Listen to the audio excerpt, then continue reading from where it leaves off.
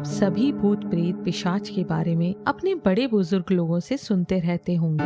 आपको पता ही होगा कि प्रेत के कई सारे प्रकार होते हैं और बंगाली कल्चर के अंदर तो भूतों के बहुत से प्रकारों का वर्णन मिलता है, जैसे चुड़ैल, शहीद, भूतनी, प्रेत आदि। लेकिन क्या आपने कभी ब्रह्म राक्षस के बारे में सुना है? इन्हीं प्रकारों के अंदर एक प्रकार का भूत होता है जिसको ब्रह्म राक्षस के नाम से जाना जाता है। ब्रह्म राक्षस क्या है?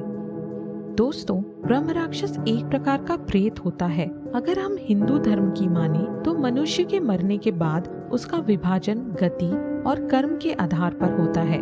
आमतौर पर 18 प्रकार के प्रेत होते हैं। भूत, प्रेत, पिशाच, कुष्मांडा, ब्रह्म राक्षस, बेताल और क्षेत्रपाल इन सभी भागों में विभाजित होते हैं। फिर इन सभी के उपभाग भी होते हैं। इनमें से भूत पहले क्रम में है। जब कोई व्यक्ति मरता है तो सबसे पहले वह भूत बनता है।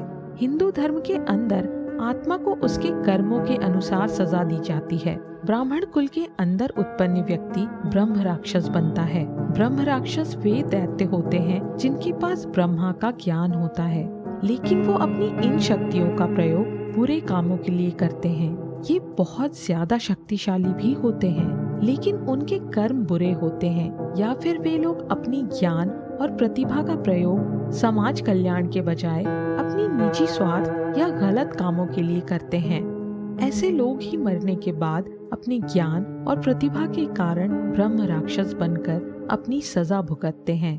पुराणों में लिखा गया है कि ब्रह्म राक्षस आधे देव और आधे दैत्य होते हैं। मतलब यदि कोई भूत आपकी मदद भी करे और अचानक से आपका बुरा भी करने लगे तो इस प्रकार का व्यवहार केवल ब्रह्म राक्षस ही करता है। यदि देवता की बात करें तो वो इंसानों का बुरा नहीं करता है, सिर्फ भला ही करता है। अजीब बात ये है कि इन ब्रह्म राक्षस के बारे में हमारे पुराणों में भी बहुत कम जानकारी दी गई है। ब्रह्म राक्षसों का जिक्र श्री कृष्ण के वक्त में पुराणों में हुआ है। ब्रह्म राक्षस कौन बनता है? यह माना जाता है कि ब्राह्मण कुल के अंदर पैदा होने वाला व्यक्ति ही ब्रह्म राक्षस बनता है और किसी दूसरी जाति के अंदर पैदा हुआ व्यक्ति ब्रह्म राक्षस नहीं बनता है। हालांकि यह सब एकमात्र विश्वास है, इसका कोई प्रमाण नहीं है। ऐसा माना जाता है कि ब्रह्म राक्षस वह इंसान बनता है जो कि वेदों और पुराणों का पूर्ण ज्ञान रखता है, लेकिन अपने ज्ञान का अनुचित उपयोग करता है, जो अपने तथ्यों के विरुद्ध जाता है। सारी विद्याओं का ज्ञान है, तंत्र शास्त्र का ज्ञान है। तंत्र मंत्र से वह पूर्ण ज्ञानी होता है और अपने ज्ञान से वह आत्माओं को बांध लेता है और उनसे अपने मन चाहे काम करवाता है। मांस का भक्षण करता है और किसी को तंत्र विद्याओं से मार देता है।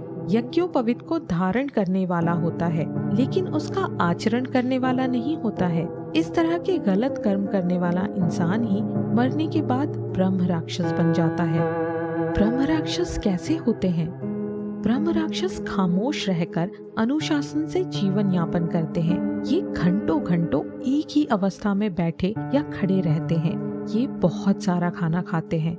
ब्रह्म राक्षस अपने सीखने के स्तर को बनाए रखते हैं, लेकिन इनकी बुरी बात ये है कि ये मनुष्यों को खाते हैं। वे अपने पिछले जन्म की यादों के साथ साथ वेद और पुराणों का ज्ञान भी अपनी यादों में सहेज कर रखते हैं। अगर देखा जाए तो इनका आधा हिस्सा ब्रह्मा यानी देव होता है और आधा हिस्सा दैत्य यानी दानव का होता है।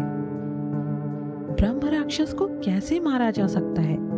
अगर हम हिंदू धर्म के ग्रंथों की माने तो ये ब्रह्म राक्षस बहुत ही शक्तिशाली आत्मा होने के साथ साथ ये कई तरह की दूसरी शक्तियों के मालिक भी होते हैं। ब्रह्म राक्षस को सिर्फ कुछ चुनिंदा लोग या किसी शक्तिशाली राशि में जन्म लिया व्यक्ति ही मार सकता है और उन्हें मुक्ति दे सकता है। ब्रह्म राक्षस को मुक्ति कैसे दी जा सकती है? गीता में ब्रह्म राक्षस की मुक्ति का मार्ग बड़ा ही सरल बताया गया है। गीता में एक जगह बताया गया है कि एक ऋषि मुनि एक वृक्ष के नीचे गीता के श्लोकों का उच्चारण कर रहे थे। उस वृक्ष पे बैठे ब्रह्म राक्षस ने उन श्लोकों को आधा ही गलती से सुन लिया और फिर उसे मुक्ति मिल गई। ब्रह्म राक्षस के मंदिर कहाँ कहाँ पाए जाते हैं? ब्रह्म राक्षस के मंदिर ज्यादातर भारत के मध्य और दक्षिण भारत के इलाकों में पाया जाता है। महाराष्ट्र और केरल में सबसे ज्यादा ब्रह्म राक्षस के मंदिर या उनकी मूर्ति देखने को मिलती है। ब्रह्म राक्षस की पूजा भी की जाती है और कोई भी निर्माण कार्य शुरू करने से पहले उनकी पूजा करके उनकी अनुमति ली जाती है। भारत में ब्रह्म राक्षस का सबसे प्रसिद्ध मंदिर केरल के कोट्टायम में उपस्थित है। अगर आप कभी कोट्टायम जाएं, तो ब्रह्म राक्षस के मंदिर जरूर जाएं। गजानन माधव मुक्ति बोध की कथाओं के अंदर एक ब्रह्म राक्षस की कथा का उल्लेख मिलता है। इस कथा के अनुसार एक बार एक शिष्य काशी के अंदर पढ़ने आता है, लेकिन उसके पास दक्षिणा नहीं होने की वजह से गुरु उसे पढ़ाने से इनकार कर देते हैं, तो वह थक कर वापस बाहर जाने लगता है। नगर से बाहर एक खंडहर होता है, जिसके अंदर उसे एक बूढ़ा आदमी मिलता है। वह उसे अपनी परेशानी बताता है, तो बूढ़ा उससे कहता है कि चल तुझे मैं पढ़ाता हूँ। शिष्य कई सालों तक उसके पास रहकर उसकी सेवा करता है और जब ज्ञान पूरा हो जाता है तो बूढ़ा कहता है कि मेरे पास जो कुछ था मैंने तुझे उसके बारे में बता दिया, अब जा और इस ज्ञान से संसार का कल्याण कर। अंतिम दिन जब गुरु और शिष्य विशेष भोजन कर रहे होते हैं, तो अचानक से गुरु की थाली के अंदर भोजन घट जाता है। तो शिष्य बोलता है कि गुरुजी, मैं भोजन और ला देता हूँ। तब गुरु कहता है कि नहीं, मैं यहीं से ले लेता हूँ। और गुरु अपना हाथ बढ़ाता है और रसोई से भोजन ले लेता है। यह देख शिष्य डर जाता है कि वह इतने समय तक एक प्रेत के साथ रहा। लेकिन तब वह बूढ़ा बोलता है कि डरने की जरूरत नहीं, मैं एक ब्रह्म राक्षस हूँ। मेरे पास ज्ञान होने के बाद भी मैंने इसको बताया नहीं, क्योंकि योग्य शिष्य नहीं मिला। लेकिन अब तू मिल गया है और मेरी आत्मा भी मुक्त हो जाएगी। इस स्टोरी को बताने का मकसद ये है कि आपको पता चल सके कि वास्तव में ब्रह्म राक्षस क्या होते हैं और कैसे काम करते हैं।